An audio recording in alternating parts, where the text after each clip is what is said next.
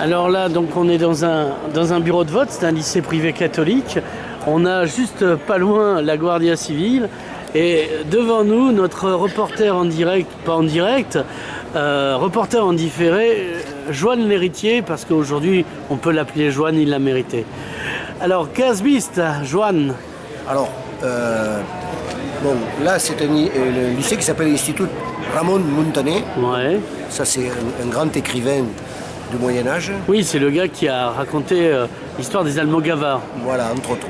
Et donc, dans ce collège, il y a un très beau patio, c'est des eucalyptus, des pins. Il y a 2 bureaux de vote. Dans la ville, à Figueres, il y en a un à côté du musée d'Ali et un dans un quartier qui s'appelle Sampere et un autre dans un autre quartier. Voilà. Puis après, dans les villages, il y a des bureaux de vote. On est allé à Guyane, parce que j'ai un ami à Guyane, mais quand on est arrivé, il m'a dit... Guyane, c'était symbolique, on y est allé parce que c'était le dernier endroit de la République espagnole juste avant la retirade. Voilà, et aujourd'hui, il n'en reste que la proximité avec les plus grands bordels d'Europe. Mais en fait, à Guyane, c'est un petit village à 5 km de la frontière. Et là, mon copain qui était au bureau de vote m'a dit non, non, non, ne viens pas, on vient d'arrêter le vote parce que la police va arriver, on veut mettre de côté les urnes avant. Donc on a dit on va aller à Figueres. Et là, on est à Figueres depuis 3 heures. Dans le centre-ville, il ne se passe pas grand-chose, mais là, il y a 5 ou 6 000 personnes devant ce lycée. À l'intérieur, il y a les bureaux de vote. C'est d'un calme total, d'une grande sérénité. Et là, il y a une espèce d'estrade avec une sono. Et là, il y a un gars qui s'appelle Albert.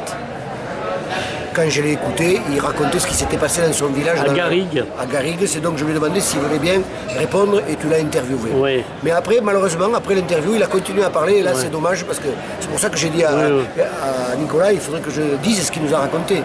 Parce qu'il nous a dit, mais moi dans ce petit village qui est si tranquille, par miracle, les enfants n'étaient pas là parce que c'était très tôt, mais en face il avait des armoires violentes, des gens avec des... Donc la police espagnole, voilà, les qui était et casqués comme des gladiateurs. Voilà, c'est ça. Et alors, vous avez vu les images sur Internet façon qui circulent à Barcelone. Il nous disait que il a répété 3 fois, ils nous ont perdus pour toujours. Ils nous ont perdus pour toujours. Et on a entendu un autre gars qui disait la même chose d'une petite ville un peu plus peuplée, qui disait... Catalunya Radio. Sur la radio, on a entendu un maire qui a dit « Han perdut Catalunya per sempre ». Ils ont perdu la Catalogne pour toujours. Je crois que ce qui s'est passé aujourd'hui, ça va laisser des traces considérables. En tout cas, le témoignage de ce jeune homme qui est au comité des fêtes, parce que c'était la festa major, c'est-à-dire la fête, le jour de la grande fête de ce petit village.